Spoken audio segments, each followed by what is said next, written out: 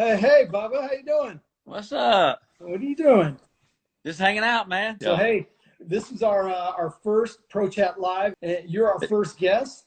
Okay, what do you got, man? What do you want to talk about? 2012, your first Masters win. Obviously, you always get asked about that shot on the second playoff hole, number 10. And so, here, let's. Why don't we just go to it and you walk us through it? What's going through your mind? So right here, when I'm walking in, I've already looked at the shot. I've already seen the lie. Um, I'm just thinking in my head, what am I going to do? The wind's helping me a little bit. It's going from left to right, so it's a little helping the draw. And as you can see, the bunker out there. I watched where Louis went, so I knew his up and down was going to be difficult. But I knew par would get me. Hopefully, par would get me, unless a miracle chip in. Par would get me to the next hole.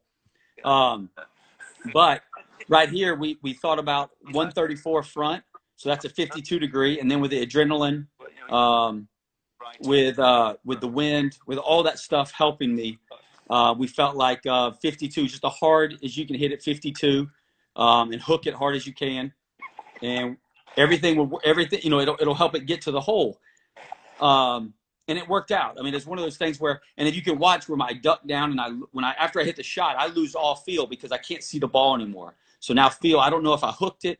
I mean, all these things, right? And so I'm looking at that tree, that bare tree straight ahead at the bunker there. And Yep. I'm trying to literally hook it as hard as I can right inside that. It looks like a police officer right there on the left corner. Yep. Um, I say, I was trying to be nice. I said 40 yards. I mean, it was roughly, people science and all those people said it was about 55 to 53 yards it hooked. But again, it was one of those shots that just came off perfect. The lie was good. Everything about the shot was good. That gave me the chance to hit the shot and pull off the shot. Where's the green jacket now? What do you do? Like, what? Where is it? Like, do you have one that stays at Augusta? Do you have one? Uh, they stay at Augusta, so it's the same jacket. No matter how many times you win it, it's the same jacket. You get it for a year, and then you have to take it back. But every time I step foot on property, the jacket is in my locker. So if I have dinner there or whatever, I put the jacket on and eat in the jacket and all that stuff. Nice, nice. Okay, so let's move to 2014. Obviously, you won in 2012. Now it's a couple years later. And are you feeling confident? What's your mindset going into 2014? You playing good? How's it going? You know, after the down year in 13, it was I felt good. I mean, I was coming back strong. Life was in order. I started playing better, getting the score. Not playing better. I say just scoring better. I won LA, won at Riviera again, and then I played well at Doral. So I was trending in the right direction, and then in 14, I told my wife, I said, I don't care. I'm eating burritos every day again. And so when I got to Augusta, I just had burritos and burritos for lunch and burritos for dinner. And Okay. that's what I did in 12, and so I did it again in 14. But yeah, it was just everything was trending in the right direction, just like in 12. Um, and then knowing that I've done it before, when I got down the stretch, golf course was playing very difficult. There wasn't many birdies on the back nine. Um, so I just once I tried to par out because I had a 3-shot lead with like 4 or 5 holes to go. So I just tried to hang on and par out. And I knew how difficult it was, and I knew because I was there before, I knew the mindset of somebody who's never won it before. I knew the mindset of the nerves and everything. So I just tried to par, and I never heard any roar. So I just kept parring, and somehow that kept me winning that thing. All right, let's turn the channel. I'm going to turn it over again Okay. to the famous shot, the one on 13, and um, So this one was the wind was a slightly help and going to the right. So I wanted to hit a high bomb. Um, I just tried to hit it really hard, thinking the wind was going to hold a cut if I kind of blocked it, or the wind was going to turn it over if I hit it dead straight. So I just tried to hit it really hard, and everything worked out, but the wind didn't hold it. So right there, I was like, wait, why is the wind not holding it? And then it was just luck of the trees. I mean, I still hit it hard. It flew 340 something, but then it just depends on if it misses the trees. And when you hear the roar of the fans up there, I knew that the ball was perfect. And you saw that head cover right there. You see that head cover behind me? Yeah, it Oh, is. I saw there, like you and Teddy have a little word here too. You get a little chuckle too. I don't know what you guys said. You said something under your breath, and then he goes, I said, "Oh, you saw me point? Did you you see me point, and point? then now you're, Did you see me point over in the bushes?" yeah, yeah. So I pointed over in the bushes right there because he said, "You know, they're gonna move this. They're gonna change this tee." And I said, "Yeah, they're gonna put it right over there." And that was my point over. I was like, "Yeah, they're gonna put it right over there," and I pointed over. But yeah, So that's the head cover. I remember when right there when Teddy picked the head cover. There's the head cover right there. But did you feel like you blocked it, or? no, I hit it like I wanted to. It drifted a little more. You know, when I swing hard at it, I like to cut the ball just a little bit. So it cut a little bit more, and the wind, you know, like I said, the wind was coming from left to right, downwind.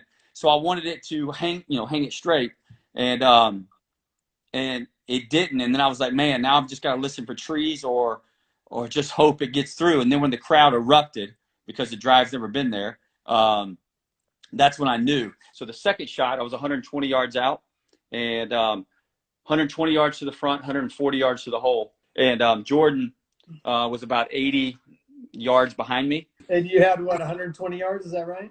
I had 120 to the front and had then it was 20 paces on, so 140.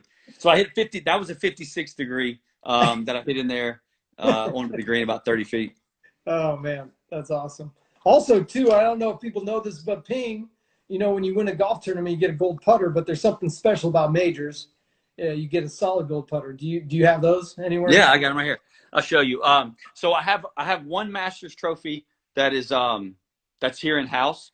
I have 2012 here, and then 2014 is at University of Georgia golf house, so they have it there. But so I Cool. have the Masters trophy from 12, and then Those are awesome. I have the wedge, as you can see here. Oh, I that's have the awesome. wedge Yeah. from 2012, and then I have the putter. I have the solid gold putter from 2014. And so yeah, Nice. it's solid. It's solid gold and heavy. You know, again, I had to talk y'all into the wedge when we did the wedge because of the hook shot. That was the shot that was famous, right? And Yeah. so they made me the solid gold wedge that went with that. And so yeah, it was pretty neat that y'all would do that and Ping would do that. And but it's pretty neat that the gold putter vault.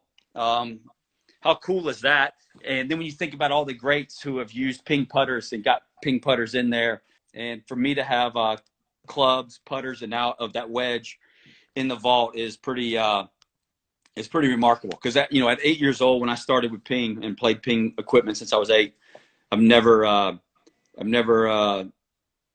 thought about having a gold putter in there, or especially a gold wedge, right? And contract year, so I love ping, and so you know, but seeing all those clubs in there, seeing all the gold putters in there is pretty remarkable. Especially, you know, the pictures I have with Caleb in there and him asking about these gold clubs here that I have in my office.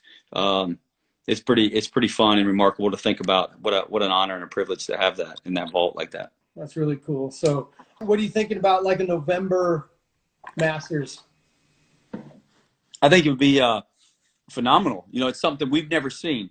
History has always shown us April, right? They've always shown us that. We've never get, you know, most people don't get to see the golf course in November, right? Luckily for being a past champion, I can sneak over there when I want to. But so it'll be so. First of all, it'll be beautiful. It'll be a little bit cooler, and I think it'll just be a change that we've never seen before. I've had friends already ask for tickets because they said they want to go see it during November. So it'll be fun. It'll be one I of those mean, things. Hopefully, we're all back doing that so we can play. will it be dormant? Or they overseed, or what? Do you know what they do down Well, listen, they don't tell us what they do, but there? I'm gonna guess it's gonna be overseeded. It'll be just as beautiful. Leaves will be obviously different colors, but it'll be great.